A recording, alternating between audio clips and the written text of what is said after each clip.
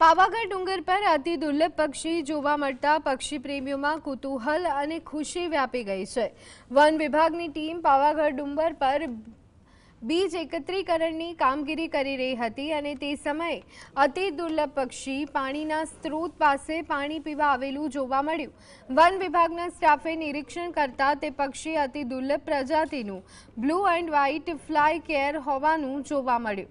આ પક્ષી ભારતમાં જોવા મળતું નથી। થાઇલેન્ડ, જાપાન, ચીન અને કોરિયા જેવા દેશમાં આ પક્ષી નું ઘર માનવામાં આવે છે। દુર્લભ પક્ષી પાવાગઢ ખાતે જોવા મળતા વન વિભાગના સ્ટાફને પણ અચરજ થયો હતો।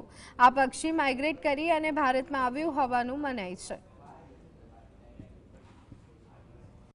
પક્ષીનું નામ બ્લુ એન્ડ વ્હાઇટ ફ્લાય કેસર નામનું પક્ષી જે નરભક્ષી ગુજરાતની અંદર પ્રથમવાર જોવા મળેલ છે, જે આપણા પાવાગઢ હેરિટેજ સાઇટની અંદર અને પાવાગઢ યાત્રાધામની અંદર એક ગૌરવની બાબત છે। ખાસ થાઇલેન્ડ, જાપાન, ચીન, કોરિયા આ વગેરે અન્ય દેશોમાં જોવા મળે છે, જે આપણા ગુજરાતની અંદર માઇગ્રેશન થઈ અને અહીં આગળ જોવા મળ્યું છે। તે આપણા માટે એક ગૌરવની બાબત છે।